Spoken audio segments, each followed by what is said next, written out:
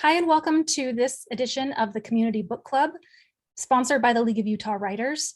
We are featuring books that are changing the worldview.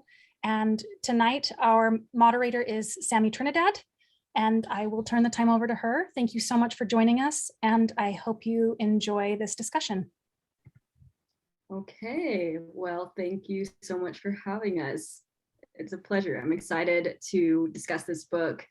So we will be discussing, for those who don't know, The Water Dancer by, I guess you can't see it with my blur. So by Ta-Nehisi,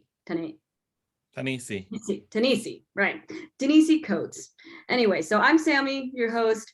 I have been published in magical realism. It's one of the reasons I decided I wanted to read this book as well. And I am going to turn the time over to one of our other panelists to introduce themselves too. Jayrod, you're up. Okay, hi. My name is Jayrod. I am co-founder of an organization known as the Utah Black Artists Collective. I am also a member of the League of Utah Writers. I'm currently working on my first novel to try and have it done by the end of this year.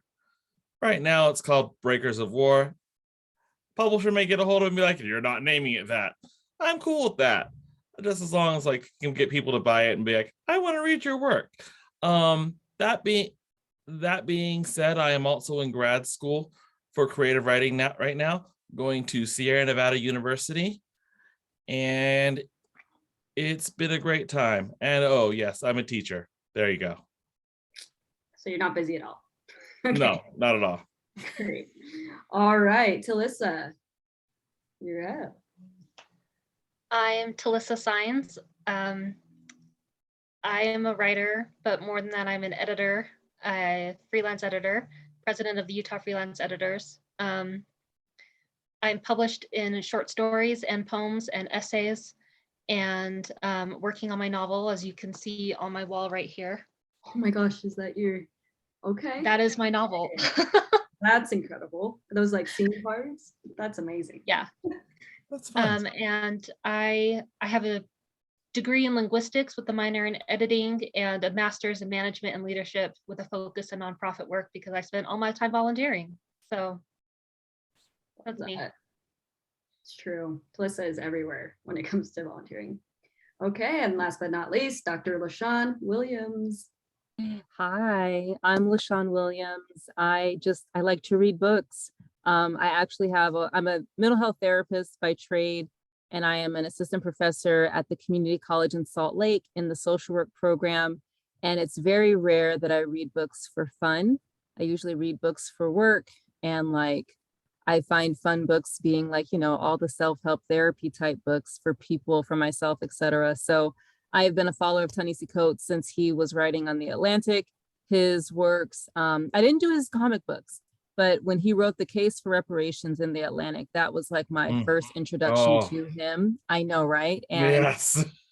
Fell in love with his writing. I've listened to him speak. I downloaded all the Black Panther comics that he did the rights or the rewrites of. And when this book came out, I didn't grab it to read it, but now I'm glad that I did. So I'm really excited to be included here in this conversation, and I look forward to seeing what you all engage next.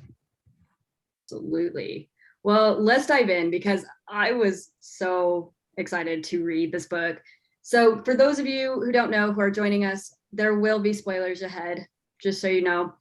And if you do have questions, feel free to drop them in the comments. I may not see them right away, but we are going to try to get to them. So please drop your comments. So I wanted to start this out by asking a little more of a broad question. We're going to get more specific as the discussion goes on, but in general, I wanted to ask what your initial reaction was to this book, because it's one of those, there's just so much there. There's so much in this book. And I just wanted to hear in general, before we get into really specifics, what was your overall emotion or reaction to this? So let's go ahead. I'm going to kind of mix up the order of things. You guys can feel free to just jump in if you want to, but to keep some order, I'll call on people too. So let's start with Talysa. I'm curious what your. I thought it was great. I mean, the prose is beautiful, and I love just the juxtaposition that he puts between like all these different things. And I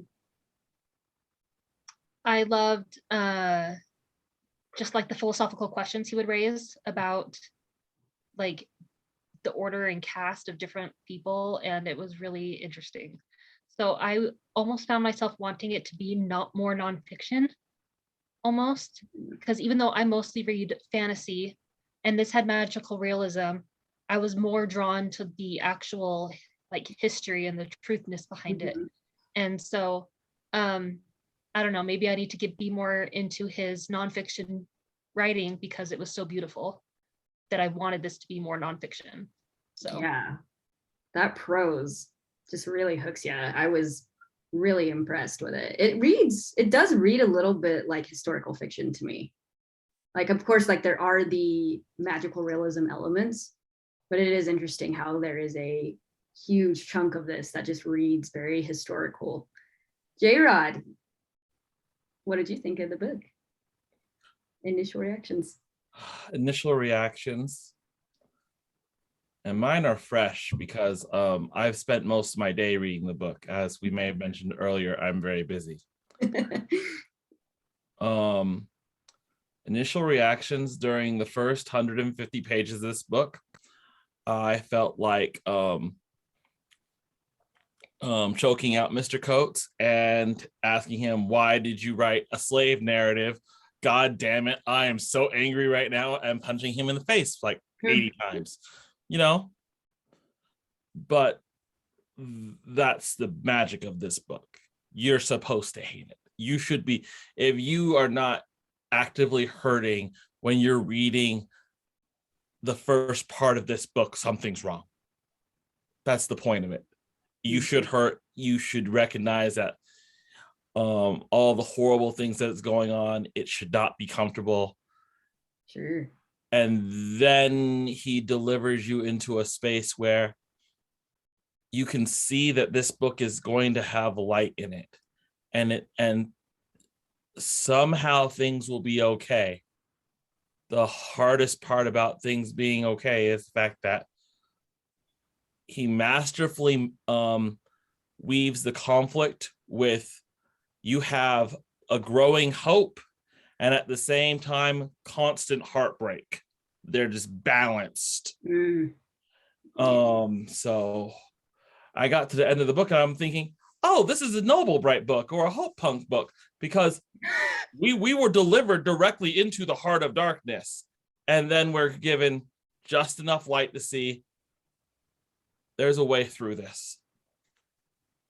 Okay. I really relate to that. I had a very similar reaction to a lot of parts of this book, but I want to hear what LaShawn thinks. So I literally went into the book blind, had no idea what it was about. I didn't read the back cover when I first started reading the book, so I had no idea what was happening. But you don't necessarily need to know what's happening when you're reading from Ta-Nehisi Coates. Like the way he writes, you can immediately start picking up on this word is capitalized, this word means something, this is this. Like I couldn't picture the characters. Like I literally had no idea what was going on. And then the initial event, the falling into the river, right? And I was like, oh, okay, it caught me. And be like that. It was, and I was like, okay, cool, something's happening. And let me go read the back of the book so I can see, because I wanted to understand what I was getting myself into. I started having the same, my breathing got labored, my stomach got tight, my everything got heavy immediately when I started reading. And I was like, oh, because there's like this generational trauma that comes up in me as a Black person reading about Black stories during a time of enslavement.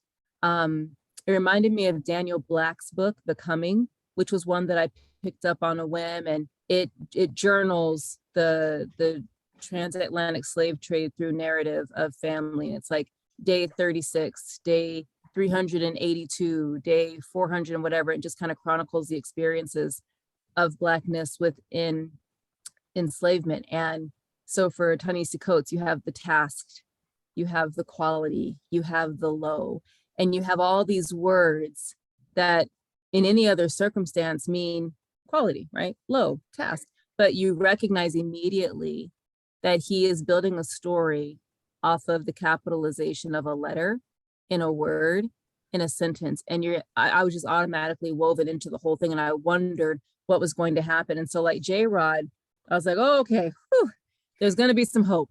Something good is going to come out of this. I just got to keep going. And then literally by page 100, I was like, all right, we are in the game now. This is going to be really, really good. And I loved how, well, okay, that was my initial reaction. I'll leave Yes, that at that. because it got to page 100. You're like, Yeah, we're gonna talk about specific Ah. things.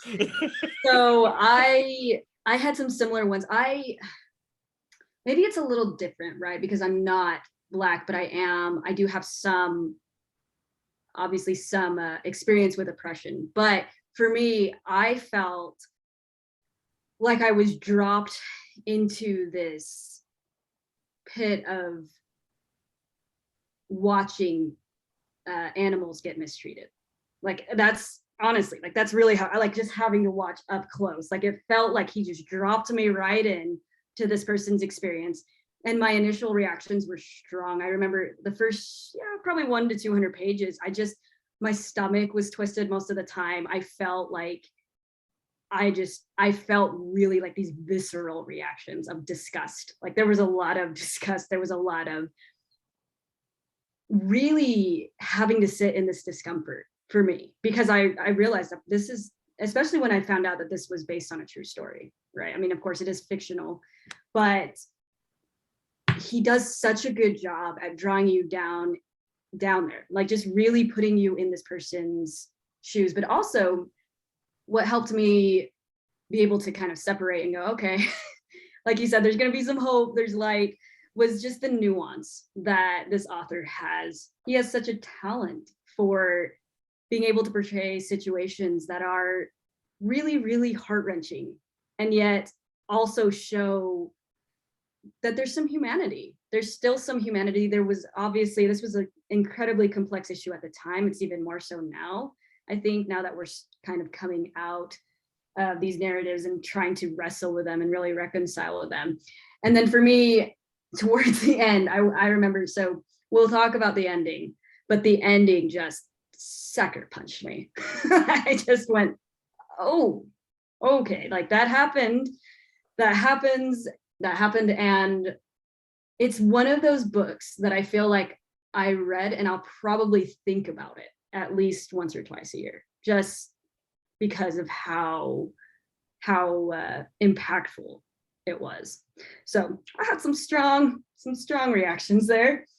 So since Jayrod brought up slavery, and of course that is a heavy theme in this book, I pulled out a quote that I read in here that just really hit me. And then I wanted to discuss some of the themes here. So it says in here, discussing on the topic of, as she pointed out, what they're called is the tasked. That's what he calls the slaves in the book. So he said, they knew our names and they knew our parents, but they did not know us because not knowing was essential to their power. Oh, okay.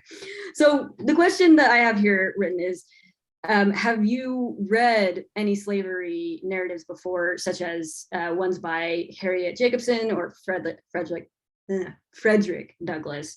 And how do you think the story compares to those narratives, and what did it bring that maybe those narratives didn't have? So I'm trying to remember who I started with now. Who I started with last time. So well, let's work backwards. Jayrod, why don't you go first? So I've not read a ton of slave narratives. I just found myself thinking about this guy who, like, I keep reading stuff from him. Like, I think his name's like Baldwin or something. And like literally that whole entire thing is almost directly pulled out of this. And Baldwin's by no means the first Black man to talk about that very thing, because Frederick Douglass does it too. It's a common thing, because in order to have power over people, when you take power from them, the first thing you have to do is you have to make them less than human. We have witnessed this. We have witnessed this over and over again. For example, we talk about it in slavery. We can talk about it with the Holocaust. Right. We can talk about it with the native Holocaust that took place in the Americas. The first thing you did to have power over someone is you made them less than human. And in the case of the natives, they were so less than human that the only thing they were worthy of was death. Yeah. Well, I'm curious, was there a part in there, Jayrod, specifically in the book that either brought out a certain part of slavery that you hadn't thought about before, or you just felt like he showed it really well, or is one part that impacted you any more than the others?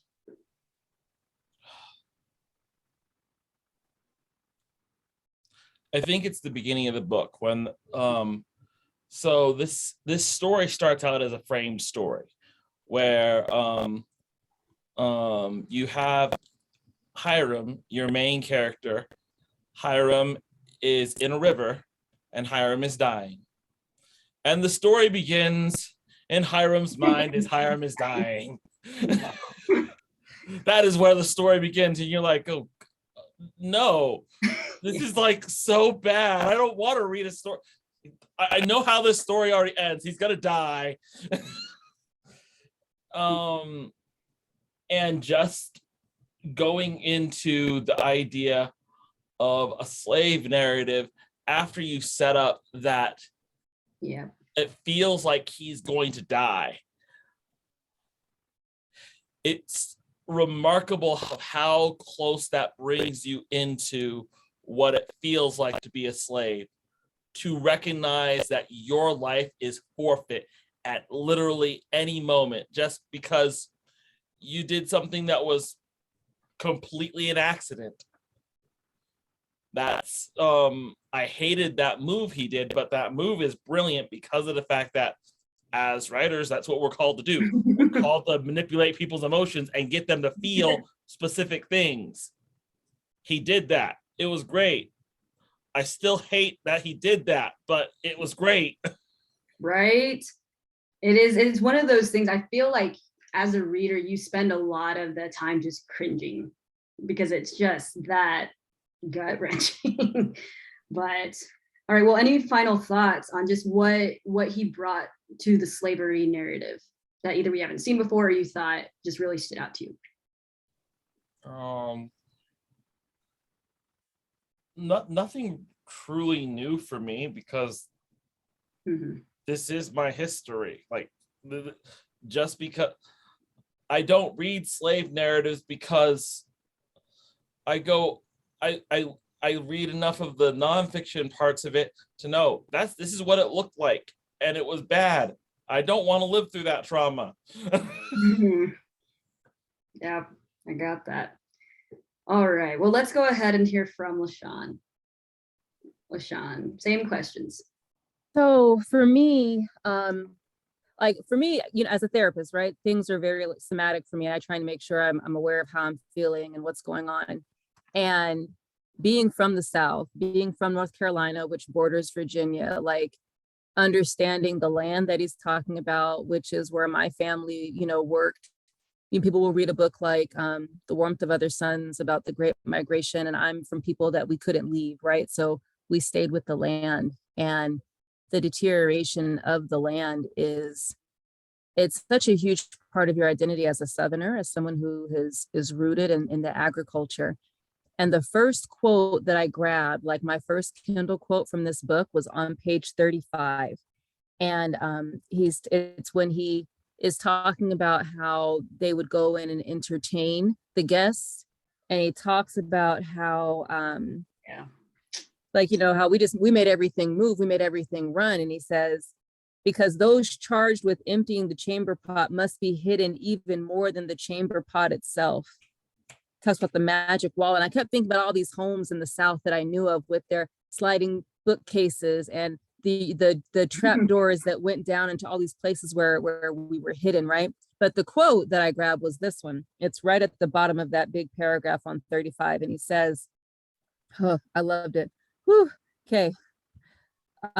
The masters could not bring water to boil, harness a horse, nor strap their own drawers without us. We were better than them. We had to be. Sloth was literal death for us, while for them, it was the whole ambition of their lives.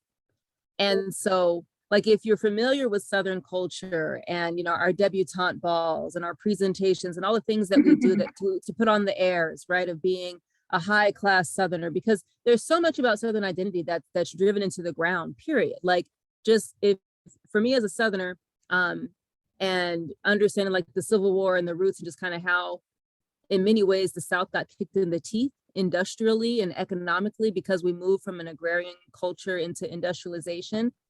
All of this effort that we make in the South to make ourselves look good enough. He talks about how, you know, the enslavers were so unoriginal and so inept and so unoriginal, he says, right?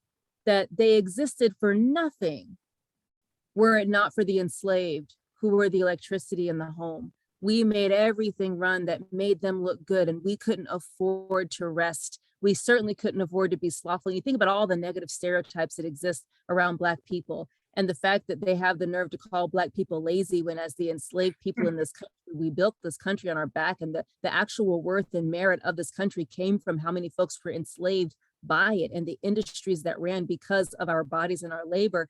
He says we couldn't afford to be slothful, yet the success of whiteness, the success of the enslavers was to look as lazy and as carefree as possible. It was the whole ambition of their lives. Like, that was when I was like, oh my gosh, I cannot put the book down, and I'm only on page 35. And that was when I don't know if I bought it on Kindle quotes, but I need to. I mean, on Kindle, so I can make more Kindle quotes, but I need to, because page 35 was one of those moments where I was like, okay, we're taking the story back. There's going to be parts where he speaks to our humanity and our brilliance and our excellence that's born out of the disgusting history of being enslaved and degraded and dehumanized and disposable. Oh, it's my favorite thing. I love that so much. Thank you. Talysa. It's funny, I was going to share that same quote about those charged with emptying the chamber pot must be hidden even more than the chamber pot itself. I opened it. I've had it open the whole time to page 35 because there's so much on this one page. Because I haven't read a lot of slave narratives. It's not my personal history, so I'm not as well versed in it. I am Hispanic, so I have, you know, some idea behind oppression, but I don't have this generational trauma like LaShawn said earlier. And so what I have read is how slavery seems to be so accepted that it really shocked me the way that he described. Let me read another quote from 35. Said, my father, like all the masters, built an entire apparatus to disguise this weakness, to hide how prostrate they truly were. I just didn't realize that how much they tried to hide it, because it seemed like so accepted that people were like proud of their slaves and they would show them off, and yeah, they wanted to be lazy and benefit off the work of the slaves, and it was just, that's just how it is, you know. And there's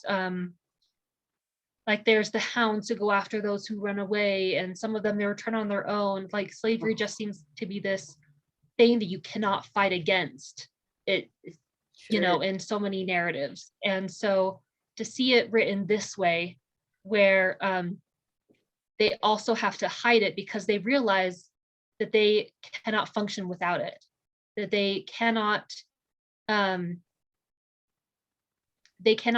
that lazy lifestyle that they want without working and selling other people. You know, I didn't see it as like, before this, I'd never seen how just the extent of how prostrate they truly were, as the book says, of just like how they build these entire houses around hiding people. And I don't want to take exactly what LaShawn said, but that's really what stood out to me more than anything else, is just that they tried to hide so much of it. And that shocked me, because I didn't realize, when they're acting so proud of being slave owners, that they could simultaneously be so ashamed of how weak they were without the slaves. And that just, yeah. yeah. And that's the awful part, right, too, is that what are they ashamed about? Not that they're treating humans inhumanely, but that they look weak. And you're like, really? Oh, if that's not a power narrative, I don't know what is. They're ashamed of the fact that they threw away their humanity. That's the key. So. They already lost their humanity, and they can't appear to have lost their humanity. So they have to do things to make it look like they still have humanity. That's why the entire structure Instead of of just love, having humanity, you have to make it look like you have humanity. right? But there's a reason why that hierarchy ends up in there, because Mhm. those who are of quality are supposed to be the best, most humane people, and those who are low, they're more human than the blacks, but you know, they're not quite as human. And then there's the blacks who have no humanity, except in how that structure ends up being. The ones who have the most humanity are the people who are enslaved, the people who are struggling to be able to grapple with all the emotions they have over being enslaved, Right. because they can't run away from it. Because, yeah. And what the book said in the first, I think it was in the first like 20 pages, it said that the low accept this. They accept being under the boot of the quality, because then they in turn can put their boot over the task. And so they're okay being lower, because they still have somebody else to crunch beneath them, you know. And that's horrific, but that really is how it is. Like I've read a lot of Zora Neale Hurston, and in her book she has that as a very primary theme, that the low whites, or even some of the other Black people, would look down on other Black people because they wanted some type of leveling. If I can crush other Black people beneath me, then I'm going to, because I want some level of rise up, you know, rising up. So it's LaShawn, you looked like you were about to say something. I was just agreeing with everyone. And I think, you know, having this conversation within the context of this book, it's actually really helpful in these current conversations that we run into around race, because people say, it's not race, it's class. But this is why, this is what they're thinking of when it's class, but they don't articulate it to say, you know what, poor white people experience oppression as well, which is very true. The flip side and the responsibility of poor white people who then experience oppression is to align with Black and brown people who also experience oppression, but don't have the benefit of also being white. Because if we're going to make it about class and not about race, then we've got to all agree that we are all poor and somebody has their boot on our neck. And if any of us can rise, then all of us can rise. But he does a really great job of, you know, the low, they're kind of just as much in the shadows as the enslaved. We only get to see and hear the perspectives of the enslaved because that's the book's author. But you only see the low white people. They only come in like on the periphery. They're not central. And I feel like that actually mimics exactly how lower class, poor, rural white people are treated today. Is like they only kind of get trotted out when white people have to remind them, hey, you might be poor, but you're white. And these people are the reason why you can't get a job. So don't forget. But they get pawned and used and manipulated. And it's like they don't understand that they vote against themselves and they vote against their own interests because they're so attached and addicted to whiteness. Like the best thing they can do in this book is go and capture Black people and try, because the only way to actually have, they own no property.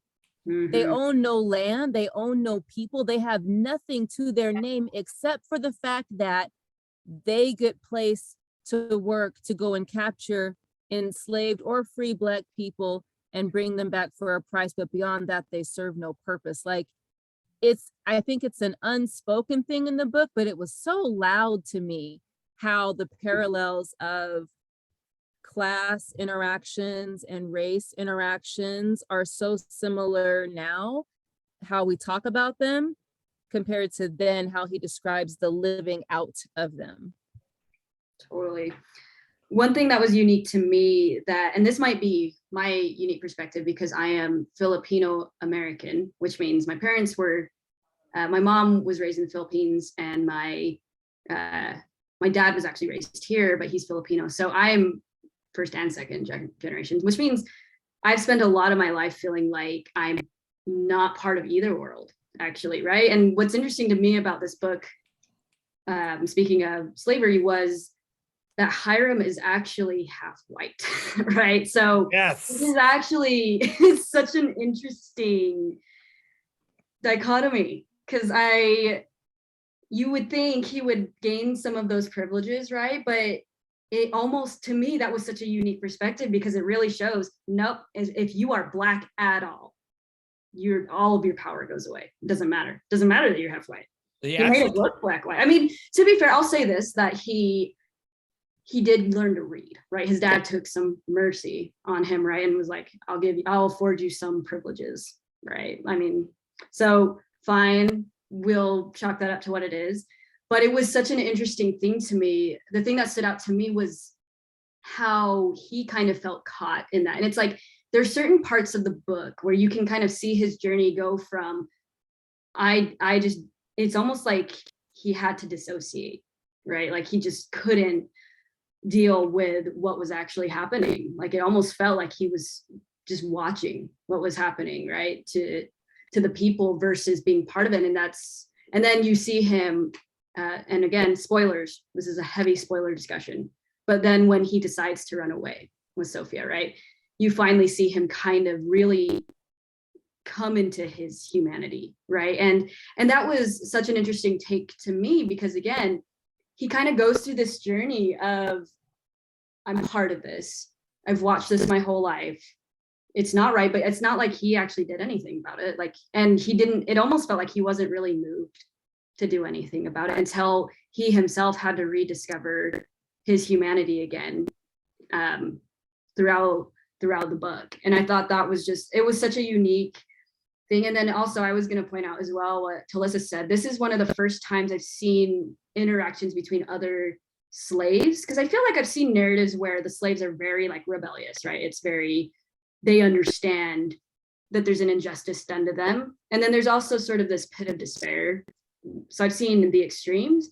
I've never quite seen it played so well as it has in this book, the in-betweens, right? Like there's a lot of people who are just like, I don't know. It's better than what might be out there, right? Like my mom was flogged and I don't want to be like that. And so there's varying degrees of fear is what I noticed.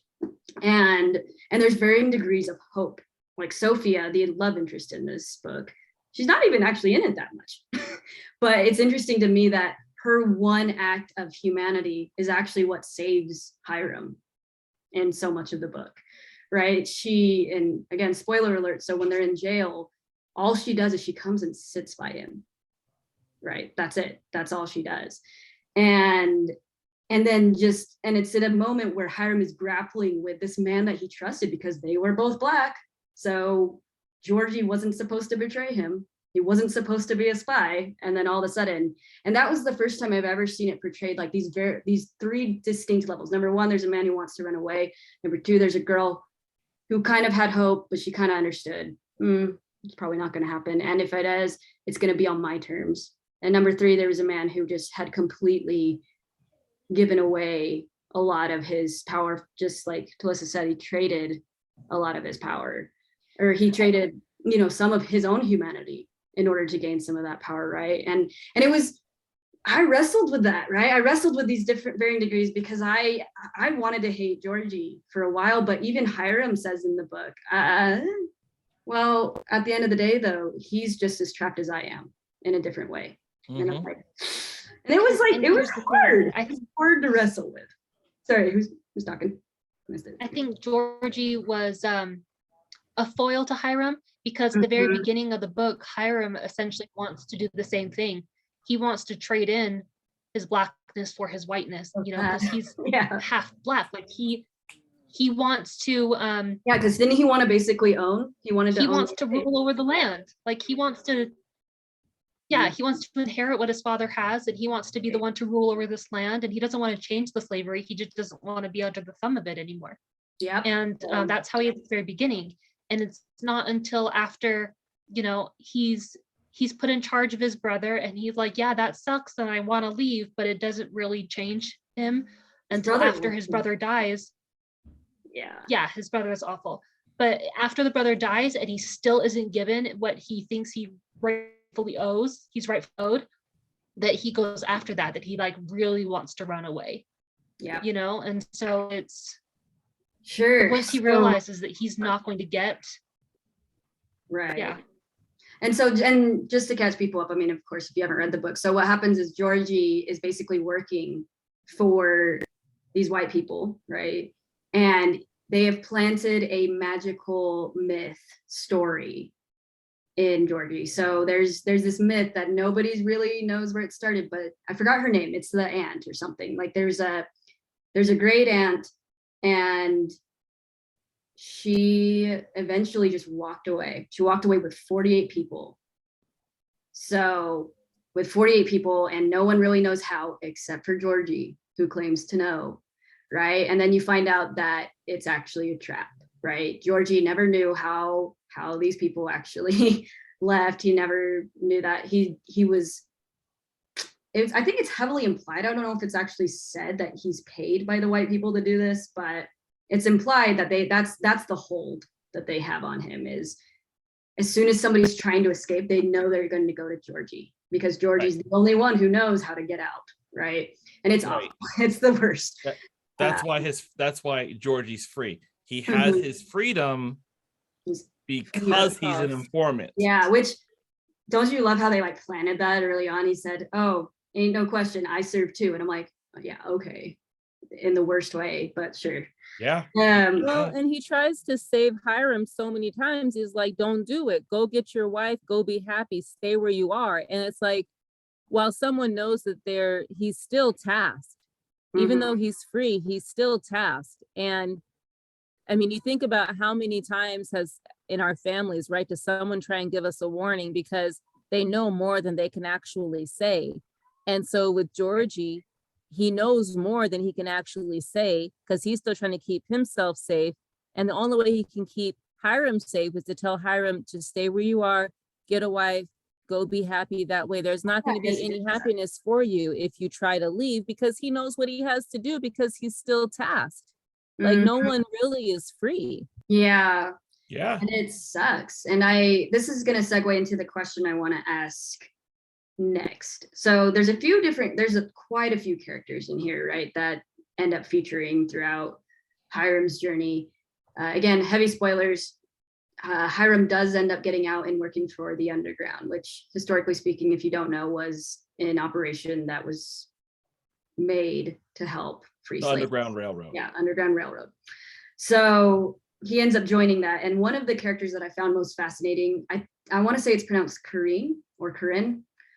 And she was going to marry Hiram's brother, who was white. And then when he died, Maynard, who was white. And then she ends up, you find out she was basically just part of this operation, and she recruits Hiram, right? But one of the events in the story that was really unsettling for me is when you find out that she was the one who actually, before she got Hiram, she was responsible for him being hunted every night. And it was disturbing to me. It was one of those things that was like, you're on the good side. Why are you letting people suffer? So that's what I want to bring up next is I've found this question, which is discuss how various characters choose to fight back against injustice. Do you think they're justified when responding to oppression with violence? How does this fit in with Hiram's notion of what is right and moral? So you can take that however you want. I'm going to actually start with LaShawn this time.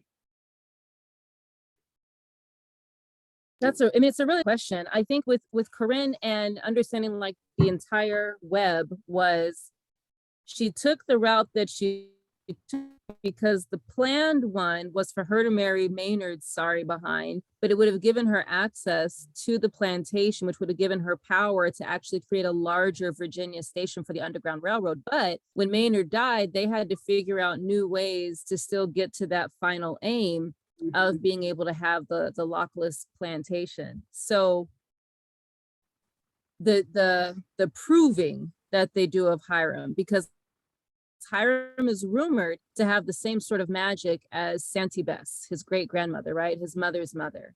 And no one has actually seen it except for when I call it his first time that he ran away was when he was succumbing to the river, but he saved himself.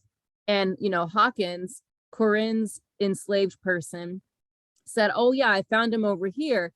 And Hiram's like, I know you didn't find me over there. I know that I was exactly where I said that I was, but I can't remember it to save myself. So you don't have the completion of Hiram's ability to conduct. And so she is trying to say, how do we push this out of him so that we can make sure he's able to do what it's rumored that he's able to do? Because everything about him says something about you is different, particularly, and like now I have to go back and read the book again because of the power that, for real though, because of the power that memory, the role that it plays in being able to conduct. So when you see the power of having memories versus Hiram's ability to remember everything, remembering is so powerful. And so now I'm going to go back and read through the book again because I feel like I'm going to understand it in a different way because now I see the full picture. Do I think Corinne was justified as a white woman for doing what she did?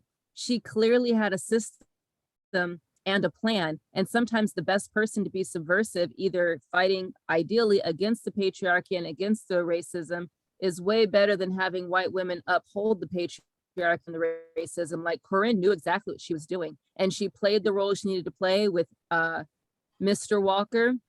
Was that his name? Or Mr. Howell? I forget the Hiram's dad, right? She played the role she needed to play to kind of stay in his good graces, even though Maynard was gone. And she affected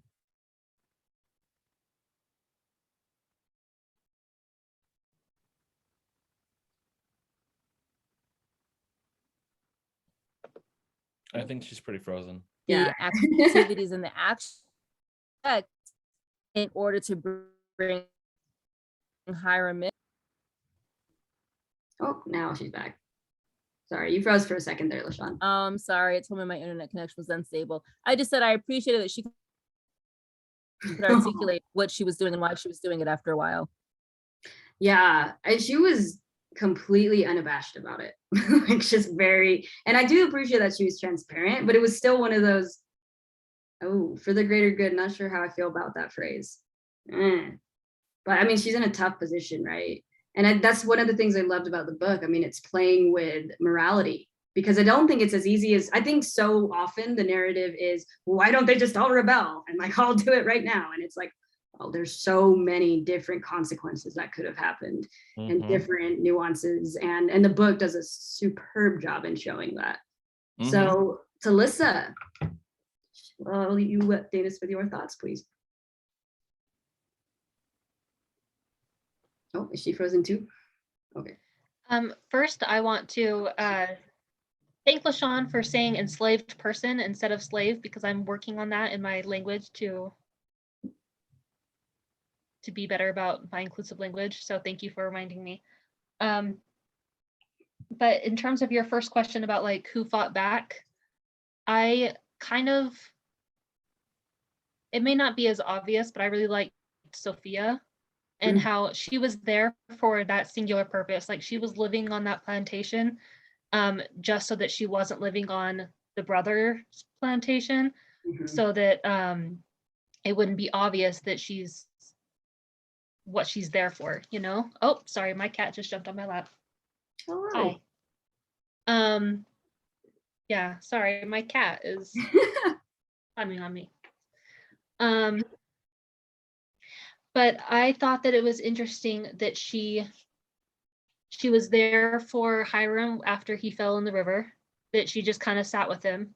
And that's the same thing that she does later when she just kind of sits with him. And that's what saved him in a way, you know, because it goes back to the point where he liked her and then he loved her after she was there with him. But just running away with him was so huge for her because she didn't have the same task that other people did, right? She had it, on one hand, she had it horrifically horrible, and on the other hand, she had it easy because she didn't have the same, you know, backbreaking labor that some people had, right? And so, yeah, what I, you know, so for the fact that she ran away for love when her task was to be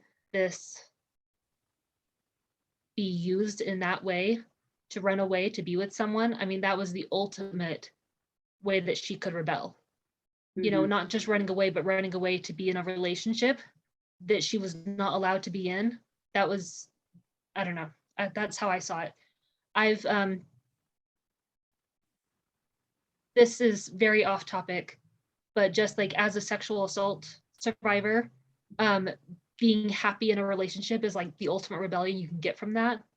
And so that's why it stood out to me that was her rebellion, was running away for love. Yeah, that's a great point. Thank you for sharing that. Okay. And I agree. So Sophia was probably, honestly, I think she was my favorite character. She just has, I think she and the mom, or the adopted mom, I am blanking on her name. Yeah.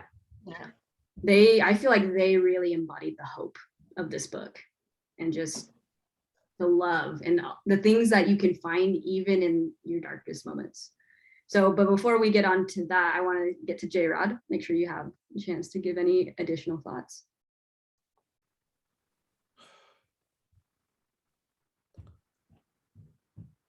Things that are important to understand about this book is that, like, we're talking about warfare, real warfare, because and you have different ideologies in the book concerning how warfare of this nature should be conducted in the first place. Because Corinne's totally fine with, like, it's okay if someone suffers as long as we are able to make our ends. It is okay to kill people as long as we are able to make our ends. Like, all of that's okay, because as long as we are able to help people find freedom and, like, be able to have their full humanity, it is okay for us to sacrifice ours. Oof. That's the thing. Ooh. Yeah. Corinne's 100% aware. She knows what she is. She knows she makes herself less human because of the fact that she's choosing to do these things. Why can't I think of his name?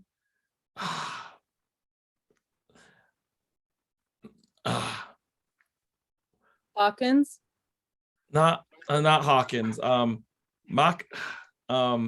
What's Mr. White? Not Mr. White, Mr. Fields, and then Micah. Yes. Yes. Yeah. Yes, because his name changes in the book.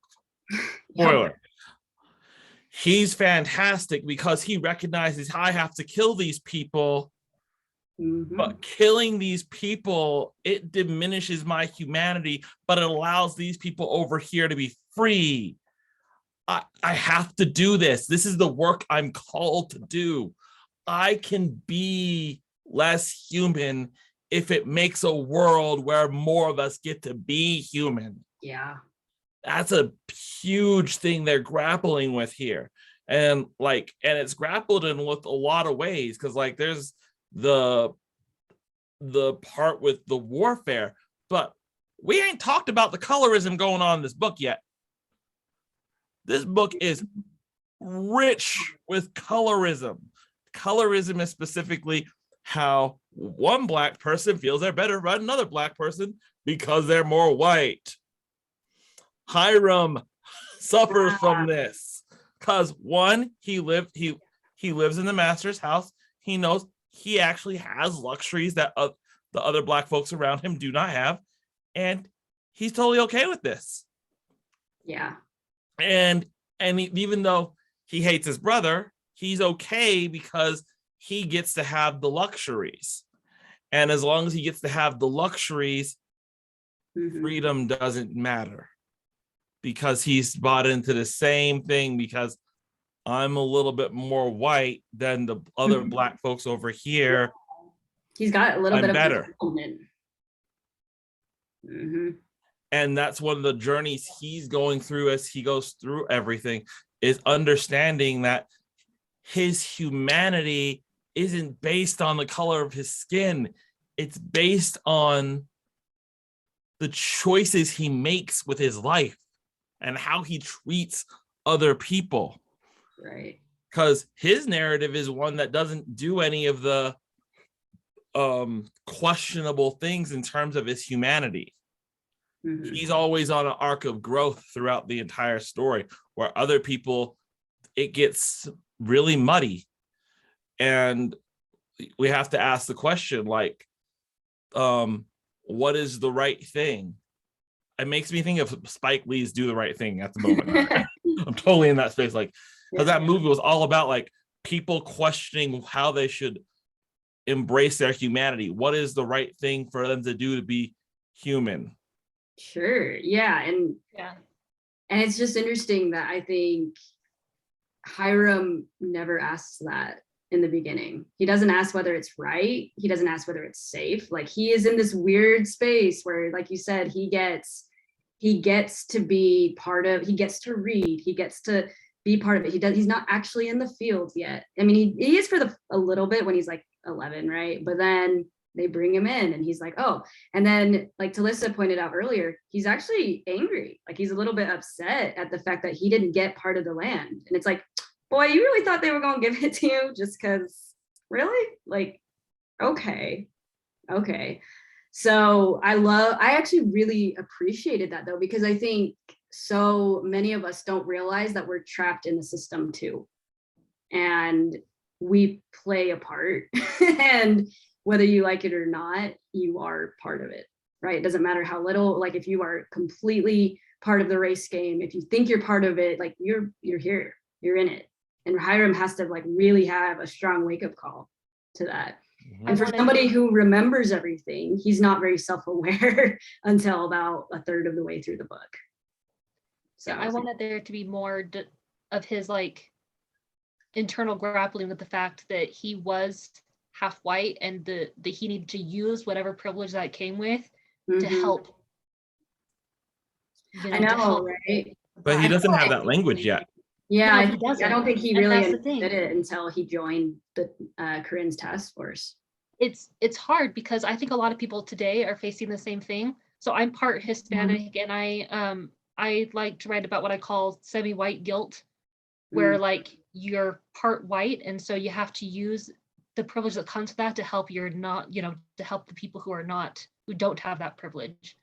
And I wanted more of that, but like you said, he didn't have the language, and people today don't have that language. They don't have the opportunity to do that when they don't understand, like they don't. Yeah. We have it almost feels, oh, go ahead, Jayrod, actually. We have a much bigger problem today. We have people who, the language exists now. Yay, we have language. People actively reject the language because they're like, that's not me. And they're doing that because they're trying to preserve, that tends to be they're doing that because they're trying to preserve class. Yeah. And that is a hard wake-up call to come to. And I think we all have to have that wrestle, that internal wrestle. I know we wanted to have some time for other people to ask questions. I had one more before people start asking questions and things. I wanted, because it's such a big part of the book, to talk about the magic system, right? LaShawn mentioned it earlier, but the magic system is tied to memory, and it is incredibly soft, and it is almost written in a way that you don't even notice it until it's finally like they start talking about it. They say, you have to actually use this power. And Hiram goes, I don't know what this is. I've had it my entire life. And they say it, it's just it's almost like on the fringes of the story, and yet it becomes the central part for the ending, right? So spoiler alert, the ending is heavily tied with magic. Hiram finally figures out, he remembers a very core memory that he has suppressed of his mom, right? And because of that, when he finally remembers that, he's able to use the magic to rescue Sophia.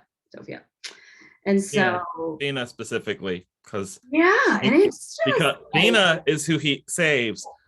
Him and Sophie stay behind. Dina, and then it's Sophia who basically is like, you ain't gonna rescue me. I choose when I'm rescued. And so, which I loved. She's amazing. But you're right, it's Dina who is his basically adopted mom, right? But anyway, want to talk about your thoughts on the magic system and specifically how it's tied to memory and what you feel like it contributed to the book. So I'm actually going to go ahead and start with Talysa this time. Specifically, I know magic is kind of your thing. So I thought it was fascinating, the journey that the magic took in the story, because it wasn't this primary thing. It wasn't that it was not a coming of age magic story that you're so used to, where you have to like come into the power in order to progress through the book, because like you said, it's on the fringes of the book, and it's not until later that he uses that power. But I feel like the book could have been written without the magic system and still make sense. And yet that's the beauty of magical realism, is that you add in this other element and that makes its own statement, so that the magic wasn't as necessary, but that meant that like it could make a stronger statement, if that makes sense. And so the fact that it was tied to memory and the fact that he could remember everything shows that he has this power all along, not just the power of conduction, which is what they call that, being able to shift from place to place, but he has power over himself. He has that humanity, that inner power the entire time, because he has that identic memory, right? And so that's kind of what I took from it, that he has, the power to change his circumstance like almost the entire time, if he could use it more, if that makes sense. Yeah, I also thought it was interesting how they called it conduction, which in my brain I'm like, did he do that on purpose with the Underground Railroad? Is that I don't know. I just thought it was kind of a cool. On purpose, very on purpose. I'm sure it was on purpose. But I'm like, that's brilliant. That's one of those little author things in me that I'm like, that made me happy. Love that. So let's hear next from Jayrod. So so one of the things about magical realism is when you're working in a magical realism story, you have to understand your core theme of your story always ties to the magic in the story. They reinforce each other. So the magic is conduction, which ties to Underground Railroad. It moves through water. Human beings are mostly water. And then it enables a person to travel these long distances, right? Well, when we understand our humanity, how far are we able to travel, even within ourselves? It's tying back all of these things about who we are and what we're capable of, and the power of choice together in this little simple magic system. I disagree that if this was just if we had Moses doing the work of Moses and we had to take all the weeks that it took for Moses to do that, I think this would be a very different novel and it wouldn't have the emotional impact it does. But because the magical realism is there and they're able to tie every theme into the magic system, it's beautiful. Because of course, spoilers, I'm like, you realize finally at the end of the book, like, how he saved himself is the magic system that you've been reading about the entire book. Like, oh, that's why. Well, yeah. Oh, wow, that's really cool. I know. So for those who haven't read the book and are just joining, so Moses is the name that they have given Harriet Tubman. And That's so, not simply just the name. like, Harriet Tubman was Moses. yeah. Period. And it's just such a beautiful call out, right? Like if you know anything about history, it's like, let's see what you did there. And the fact that like, because this magic system does works through water, it's like, oh, I get it. She literally parts the water. Okay, I see. This is clever. This is a very clever magic system. So I loved that. I'm with you. I loved the I write magical realism. So this just fed all of my symbolism and all of the things I love in magic. But I want to hear from Dr. LaShawn about it. You know, when Moses is added into the story, if you've seen the movie Harriet, everything in Philadelphia for me came to life because I saw the movie, I saw the people, I saw The Office, I saw every reason why Harriet Tubman was called Moses was because of the whole "let my people go," that call, Yes. right? From Moses with Pharaoh, and the fact that Harriet freed herself and then went back to free other people. And for me, the beauty is in the use of water, because that's how Black people have been carried across the diaspora, was through water. So you have us reclaiming that gross, scary river. You have us reclaiming the water trough in the barn. Like you have us reclaiming all these things that were part of our captivity. We're now be able to reclaim them. And it's this really cool spin on the spells that Harriet would have because of the head injury that she has. So they're able to add the magic in as like in this little gap of the spells that she would have. She would go into these spells, right? She would go away because of the head injury. And then that gave the gap to add in this magical element of being able to conduct water, because water, hydroelectricity, like water is a conductor of power. Like it's the coolest thing. So you have the railroad conductors. Yes, the Underground Railroad, she was one of the major conductors, but then water is a conductor of electricity and power and travel and steam. Like water is it's just an amazing element. And, you know, we're birthed through water. Like there's so much there that, what's that story? Remember how in Frozen, when it's either the mom or it is the snowman who talks about how water carries a story and it never loses form. And that's how Elsa's able to understand the backstory, because she asks the frozen ice, tell me the story of what happened. Like there's so many cool things about the use of water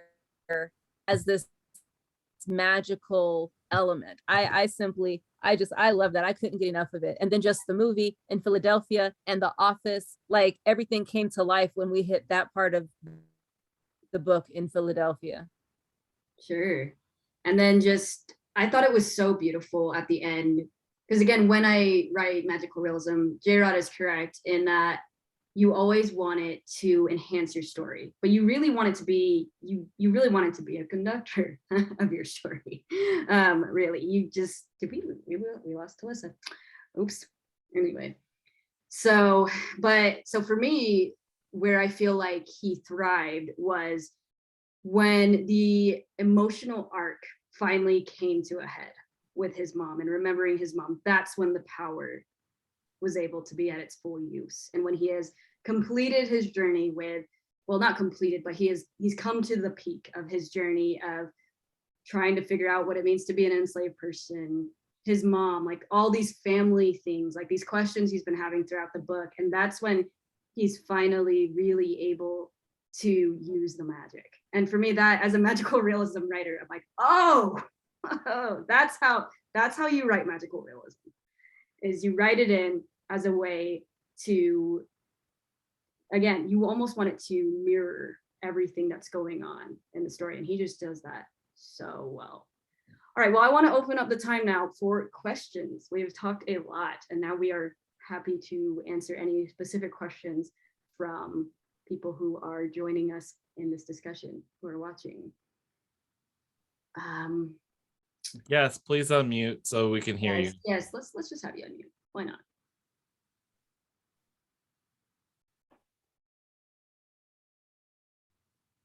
We're really good at unmuting. Okay. I unmuted everyone, so Everybody speak at once. I know it's just that everyone is not willing to get in there. I actually had a thing that really stuck out to me when I was reading the book was the power dynamic. And like LaShawn was saying earlier about the tie to the land and the tie to agriculture. And to me, that really spoke volumes of these lazy ass people in charge who were just like leaving the entire fate of their future in the hands of people they didn't even treat like humans. And it just blew my mind. I thought, I mean, like they didn't know anything. And the more people they sold off to so they could have another carriage, I'm like, that's more important than knowing how to work the land. Apparently. I think, what was it? Was Jim the character that was the main farmer? I'm trying to think if that's what his name was. The guy who was in charge of all the agriculture on the plantation. Big And John? who was it? Big- Big John? Was that right? Big John? Yeah, right. Hmm. And so, and then That was Thena's man, Big John. right. And it blew my mind the whole time while I was reading that. And I kept thinking, I'm like, are these people completely stupid that they would undermine their whole livelihood by running their farm into the ground? And I think, I don't know, it blows my mind that that's not even something that's unique to that time. Mhm. I want to point out it's not unique at all. We have the exact same dynamic happening today. Yeah. When you look at class inequity, like you have people over here who have billions of dollars, and we have people who are working for them who are barely making ends meet. Or not. It's the exact same dynamic, but now we say that dynamic's fair because we're like, well, capitalism and everything, so that's fair, but that's still not fair. Yeah. We're still ultimately looking at this one person and saying their humanity is greater and they've done all this work and they took all this risk. Yeah. And so therefore they get all of this reward. This is not to say capitalism is an awful, evil system, but there is a part where we have to recognize what the system is designed to do. Yeah. The system is by nature designed to make one group of people feel like they have more power and have more power Right. than another group. Well, and that was brought up earlier in the discussion too, where I can't remember who it was who was speaking about that, about how this labor was done on the backs of other people, and they were treated disposably, and they were treated with a complete disregard to their well-being and their health and everything. And Mhm. I mean, have we learned nothing from anything? It's just, I couldn't even, but I mean, to this day, I mean, you look at people who are super powerful. They are not people who know how to purify water and to grow plants and to work the land. These are the people who do that, what's considered menial work. Those people are barely making a living wage. And if you talk about immigrants that are brought from Central and South America, it's just mind-blowing because they're not paid a living wage. Mhm. And it's still happening to this day, and people turn a blind eye to it because of capitalism, because we want to boost up some strawberry company so they can sell strawberries for $1 a pound. I'm like, the strawberry should not be $1 a pound. Anyone who's picked strawberries themselves, that's a lot of hard work, right? Yeah. Well, when you read Ta-Nehisi Coates's article, The Case for Reparations, it's completely about how big agriculture really destroyed Black farmers and would just buy the land out from under us. And never mind, like, and this is all layered on top of the fact that this is all stolen land from the indigenous communities and the original land keepers here, right? It's all these complex, nuanced stories that we all have layered on top of each other. And I think the one thing that kind of struck out to me in and it gave me a deeper appreciation for the will to survive was the cost of survival. Like, how many people made it to the street office in Philadelphia, and the wherewithal of the family to say, hey, tell us your story. The moment you get there, tell us who you are, your kids, where'd you come from? And they would start documenting all of the stories. But then what were those parts that they had to turn off? I made it and someone else didn't. So you have Miss Bronson who was free, right? Who then says, I'm not free. If whatever you're doing here can't get me my kids and my husband, you don't have freedom. You don't have anything for me. And then you have that juxtaposed with folks who are like, oh my gosh, I'm so glad to be here. Yet you still have these ongoing stories of Black people trying to go back and get their families. And so like, even though it was happy, it made me, gosh, so deeply prideful just for Black communities and for how hard we work to find each other and to see each other, and how that's just been our story ever since we stepped foot on this soil. Has been, we have always been, someone has been pushed forward and hoped that they would always look back, and how that has kind of like always been our journey here is to, yes, I have to move forward to try and get to a better place, but then I got to go back and make sure I bring everybody with me. And how many Black folks turn that off and go live a free life at the expense of leaving family or forgetting family or forgetting themselves, like getting a new name. Like, it all just kind of rushed on me at one part when I was reading the book, and I was like, man, this isn't even resilience. Like, it's necessity. And what does healing look like? You know, the therapist in me is like, how do you heal this? What do you do with this? Like, there's so much of you that you had to forget, never mind surviving enslavement, but then reaching freedom and then having to choose, do I go and live a life that I want? Do I even deserve to live? Like, all that survivor's guilt that comes with being enslaved and tasked, right? To now being free and saying, like, there were times where it's like, I've never eaten such an indulgent meal, but then also how immediately the baker was like, hey, you here? Family, here, ginger snaps. And how food brought back memories, brought back connection. Like, he just continues to weave people and stories and lived experiences together. And I was angry and I was grateful, and I was angry and I was grateful. And I was just like in between these emotions all the way through like part 3. Love that. Okay, any other questions from anybody who's joining us? I have another one. Okay. Did any of you listen to it? I did not. I know you told me to, but I did not have a chance to. I really wanted to. If you have a chance to listen to it, oh my God, the narrator has the most beautiful lyrical voice. You know who it is? Who's the I can't remember. It's been months. He did a fantastic job though. And it was like poetry. It was listening to poetry. It was so beautiful. So yeah. This book is poetry. It's poetry, and it is song, and it is all the things. If there are no other questions, or if you have other questions, I'll give you some time to think for a second, because I have one that's a little more vulnerable that I'd like to pose. JT Moore, does JT Moore have a question? I saw them muted. Yeah, I unmuted. Never mind. Let's go ahead. No, I was going to ask you. They said there was a statement in there made by Harriet. To forget is truly to slave. And what do you think about that? And how does it relate to, say, some of where they're banning books and suppressing some of the history? Ooh, anyone want to start? A loaded one. Yeah, that is kind of loaded. Oh, good. When someone can complete your memory. LaShawn, go ahead. Oh, go ahead, Sammie. No, go ahead.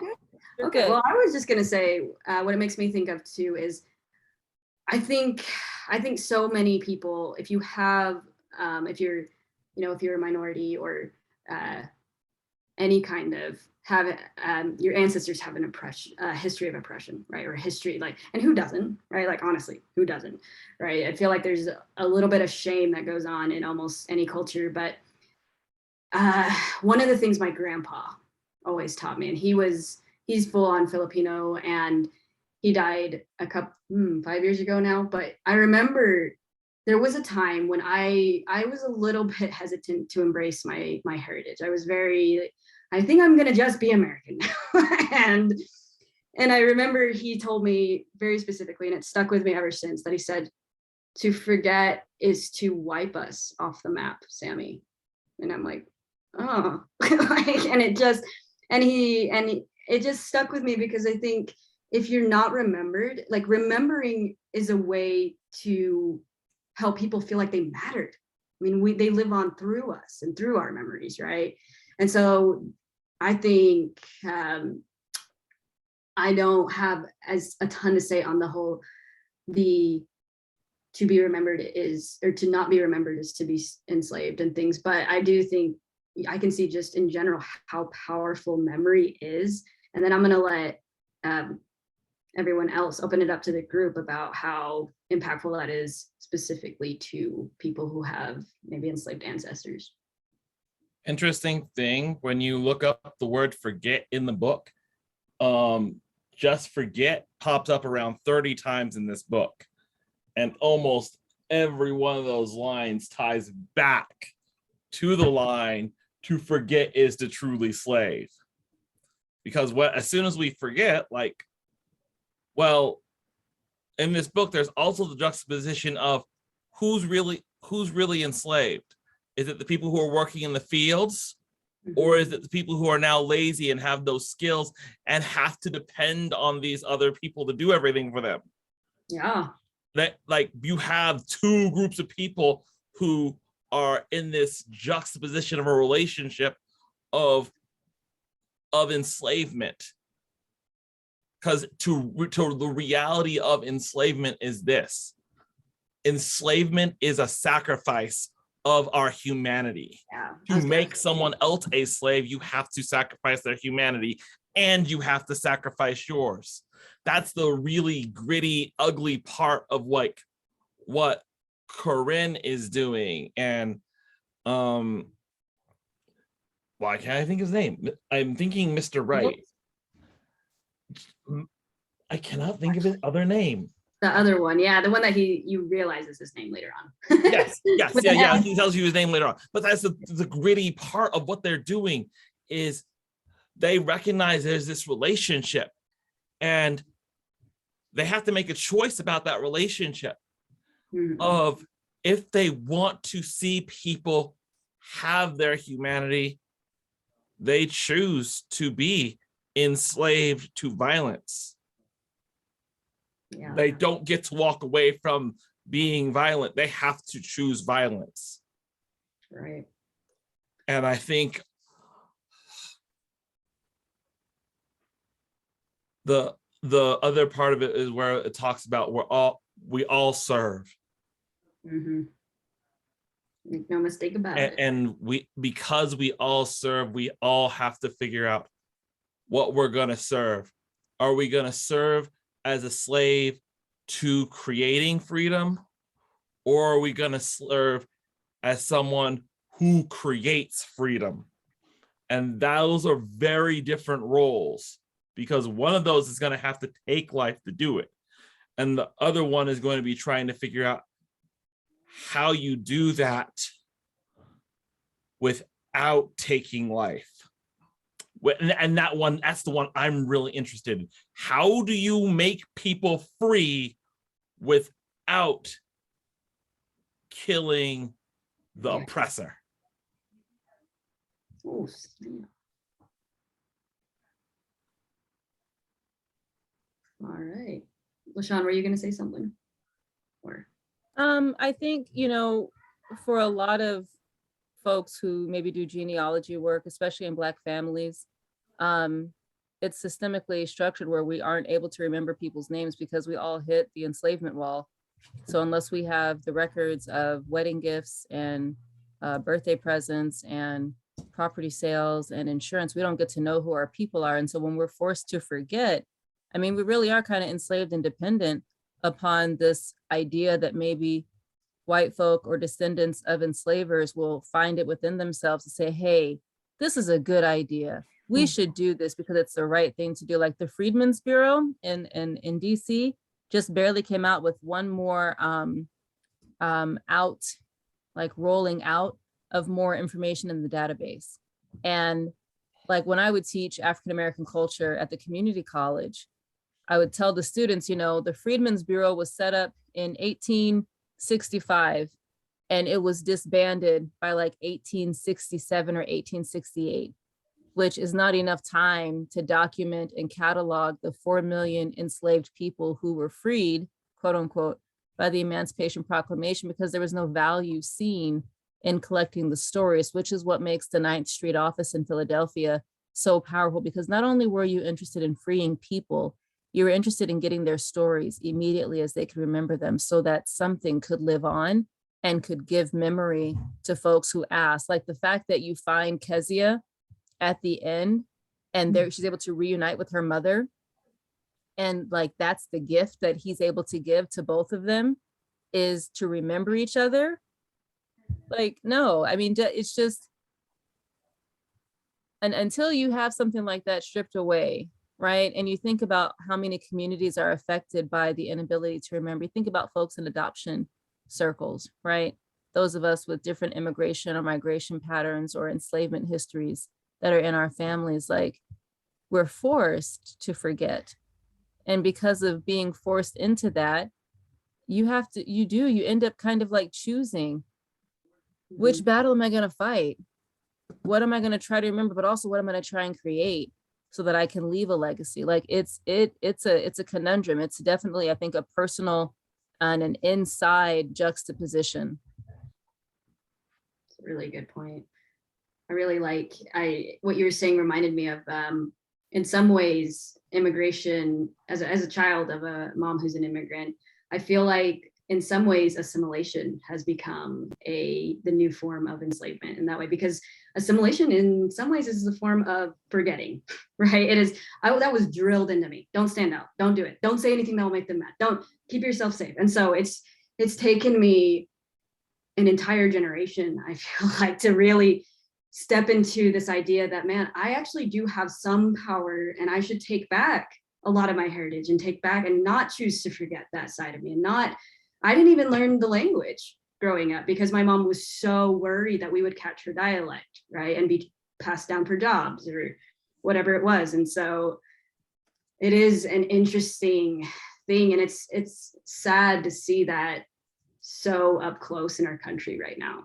I think it is a growing phenomenon that we're becoming aware of. So any other— I love what you said about— Oh, go ahead. Sorry, Talysa. Oh, I love what you said about how assimilation is forgetting, because it was drilled into me too. Like I was brought up to pretend to be white when I was Hispanic. And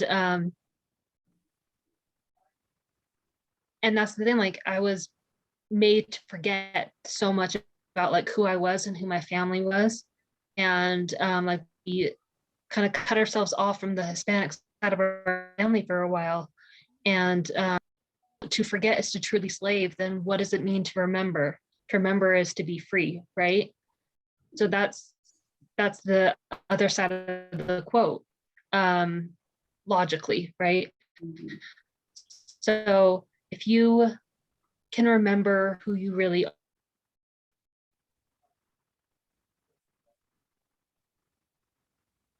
Did we lose Talysa? Is she frozen for anyone else? Oops. Uh-oh. Sorry, Talysa, we lost you for a little bit of your thought there. Sorry, I don't know where it left off, but no, yeah. I loved what you're saying. You're saying that the other side of the quote is to remember is to be free, or is freedom, which that's powerful. Yeah. I disagree with that. To remember is to love. Because the matter is like we as the book discusses, no one's truly free, but we do have a choice. We can make the choice to love. Mm-hmm. And that's what memory brings us. When we choose memory, we get to love all of ourselves and love all the other people who are on the other side, because we can see where the history that they've lived have brought them. Sure. That's a good, yeah. I could totally see the validity to both, and to see, I mean, I wonder if you could almost combine those quotes, right? Like to remember is the freedom to love, Yeah. Right. I'm going to edit my quote instead. To edit is to have humanity. Yeah, I love that. Power of editors. Let's go. Okay, any other questions though? Want to make sure, just in case anybody had some burning questions you want answered.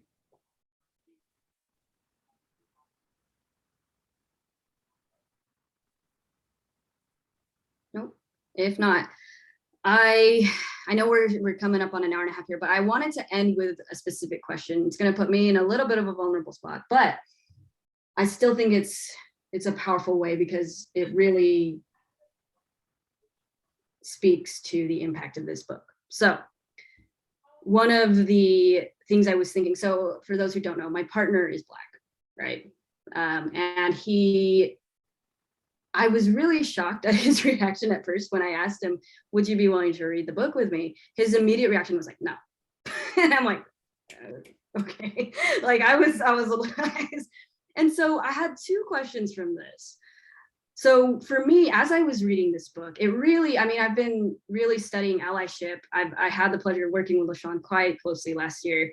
And I also, I mean, I've been on both sides of it, right? I've been on the side where I needed people to be my ally. And I've been on the side where recognizing that I am woefully ignorant about things that I'm not aware of, right? And so like, you don't know what you don't know. And this book really brought to light to me certain parts of generational trauma that I was like, oh, like I can see it now. It suddenly helped me understand like a little bit, just a little peek into what my partner might be feeling. I can't assume, right?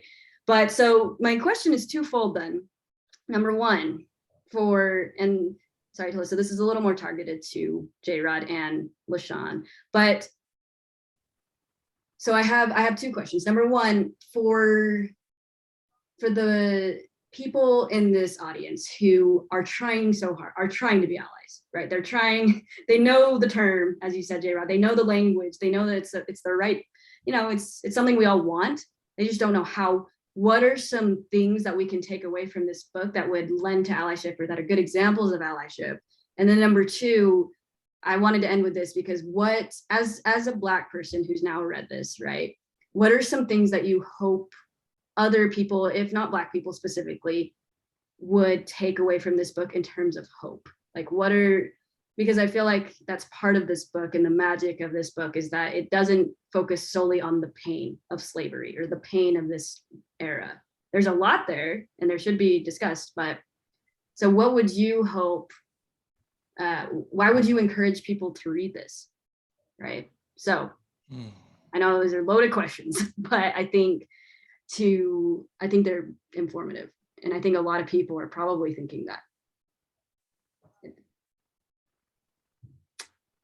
So either one of you want to take that, or you can think about it for a second. Oh, okay. I guess I will tell you for a fact I did try and listen to the audiobook at first. I'm like, oh, cool. And I got in and like, no, this is way too complex and this is way too much. Nope, can't listen to it. No.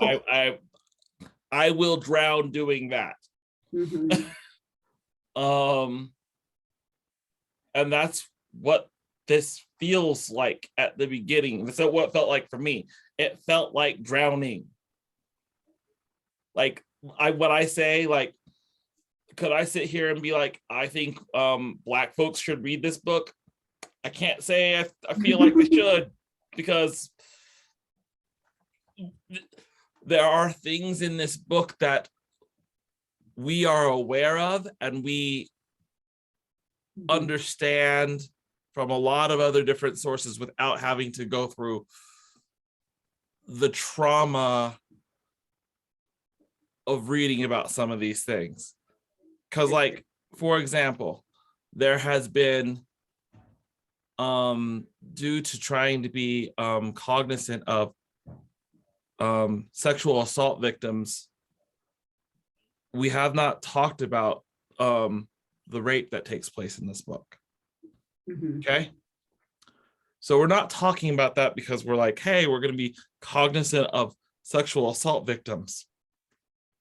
But we're talking about how but the book itself starts in this place where we're exploring all these really awful things about this is my history. This is why my mother struggled with liking herself as a Black person.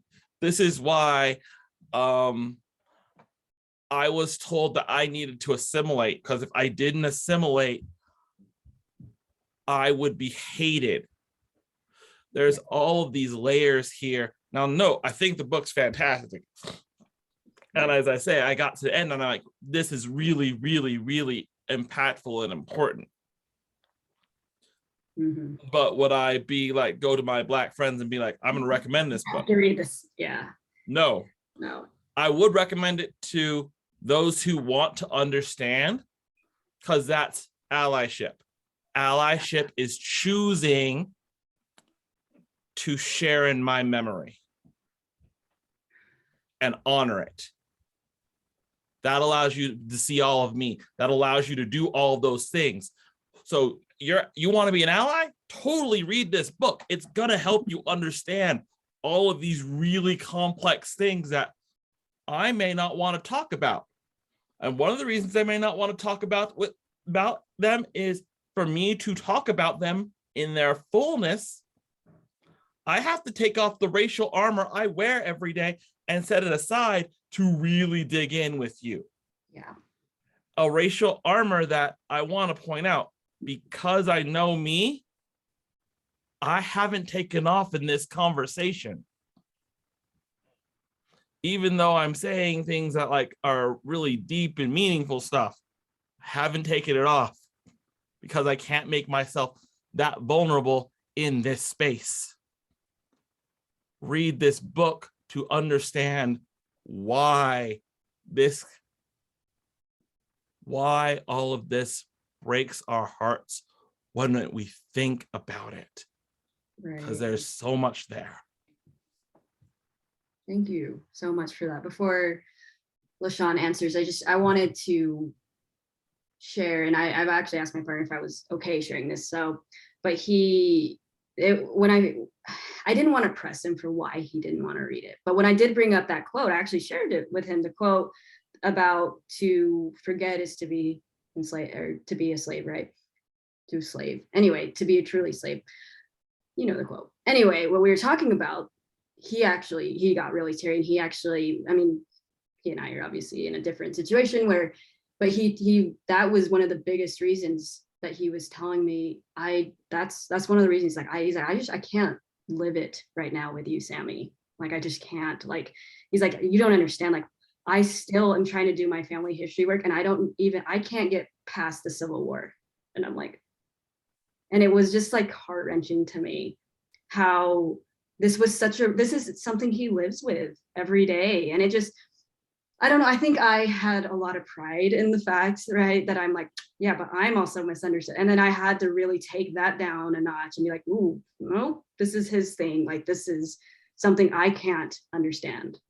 And I have to sit with that. I have to sit with the fact that I've now just read this book, and I have had been taken into this story, and Brian's probably not going to want to talk about it. And that I have to be okay with that, because at the end of the day, he's still in it. Like, I am not. I am just an observer of it. So anyway, now that that's said, LaShawn, the floor is yours. Yeah, thank you. I think, so I love to read, and so I love to recommend books to people, period, right? I'm a Southerner. Ta-Nehisi Coates is from Maryland, Baltimore. So like, simply being from the region, what people I think don't understand about reading the stories about people is like, all of us read this book, but I can promise you Black people read a different book than everyone else that's not Black. You know what I mean? Like, we read the book and it was different for us. We can talk about the prose and how beautiful it is, absolutely. But there's something about Blackness that requires us to be experts of everything. Like, Ta-Nehisi Coates leads with the economics of Virginia. And when you understand the South and you understand how powerful Virginia was, like Notes on the State of Virginia, written by Thomas Jefferson, like, we have to become historical experts, economic experts, we have to become experts of all of these things intellectually before we can even get to processing the emotional and the psychology, right, of what the book is actually communicating and what it's not saying, because it's lived in the people. So just like exactly that eastern seaboard, like we have to be, that's the armor that Jayrod's talking about, is like, I have to know all of these things first to even legitimize that I have something worth saying about the topic, which is why the armor can't come off, because I can't even really engage you underneath the armor, because I have to be able to see where you're at in the first place. Because if you don't understand the economics of the South and Virginia and all that kind of stuff, okay, the human story, what's that going to do for you? It's names on a page, right? We still fall into like the strong Black woman trope, right? And how these sassy take no stuff from anybody, like we still fall into it, right? Then you have the white saviors that are in the book. And then you have this delicate thing where you are required to humanize evil people. And I think that's a thing we should always do, period. But the safety and the success of this book lands on having to humanize, which is literally true. You have to humanize elements of what white folk, only from their perspective, but like what they were going through and why they made the choices that they did. Like if you are only white and that's your only perspective and you're losing money, then it's like, okay, I can kind of see where they're coming from, but damn, it's at the expense of my lived experience. It's at the expense of my family. It's at the expense of separating people, like birth, selling mothers from kids. And not even that, like, how could they do that? They sold their own children. And then you look, when he gives Hiram the coin, it's like, oh, that's so cool. He gave his son a coin. No, it's not. It's not cool at all. It's abusive. It's manipulative, but it is how the system was built to function. So I love books. I love reading. I'm a therapist. I can get through a lot of things, right? But I'm hesitant, similar to how Jayrod explained, I'm hesitant to engage these kinds of conversations because I have to engage the safety for me to see how far we can actually go. And there's always a part of me that's like, oh, you have to read the book to be able to believe me. You can't just believe me by talking to me, right? By hearing my experience and believing me. Do you have to read a historical book to understand me right now? Can you just believe me? Do you know what I mean? Like there's that part for me too. It doesn't negate that I think we're all on different paths in these journeys of understanding. And I love reading books from other people's cultures. And I wake up every day. It's rare that I get through a day not feeling guilty that I have a house that's on Indigenous land. I don't know what to do about that. Besides, remember that we're all implicated in the survival and the freedom of each other because we're all intricately connected in the oppression of each other. And I think until we recognize that and start having multiple conversations and realizing we're all trying to step towards freedom, and it's okay if you get somewhere or if I get somewhere before you, if you know I'm not going to forget you. I'm trying to liberate you too. That's the responsibility of freedom, is when you're free to go free others. So sure, I'll recommend folks to read the book. Tell Black folk, make sure you got a therapist nearby so you can process through some things, and it's okay to throw the book and put the book down. But yeah, if folks want to read the book, I would say read it with the intention to believe people the first time. Like I don't have time for folks to go read this book first, then care. Like a lot of us right now are simply caring about what's happening in the Ukraine. I don't know anything about Ukraine's history. I care about what's happening to them because I believe them. I don't need to go read books about Ukraine's history or Russia's history. That's going to take up time away from me being able to simply care and believe that they say this is horrible. Hey, I believe you. I can read books later. Right now, I believe you. That's what Black people need. Believe me. Go read a book, sure, but believe me when I say it. Don't wait until after you've read the book to believe my experience. Does that make sense? Ooh, yeah. I love that.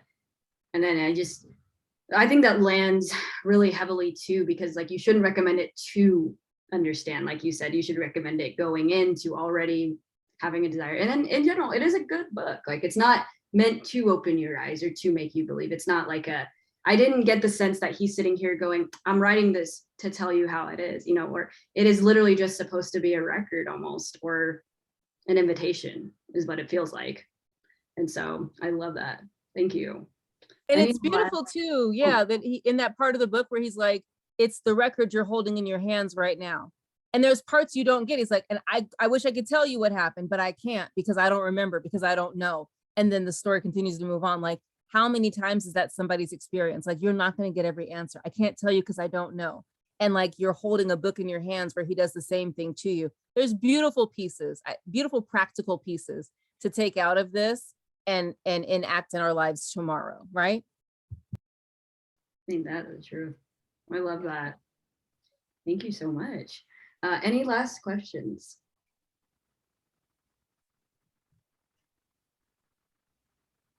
I know we're running quite late on time, but so if there are no last questions, then I will say thank you all for joining us. You can catch the replay. This will be on the YouTube page for the League of Utah Writers. And we will be having these book discussions featuring a different book every month, usually the last Friday of the month. So please join us again. And I want to thank again our guests and our panelists. This was a pleasure. Okay. Thank you for letting me be on the panel. You're welcome. Yes, thank you so much, everyone, for being here and giving such an amazing discussion. Join us on March 25th for a discussion on A Pale Light in the Black by KB Wagers, our keynote for the prequel conference. I cannot wait to read their book. So I think that's it. Thank you so much. Thank you.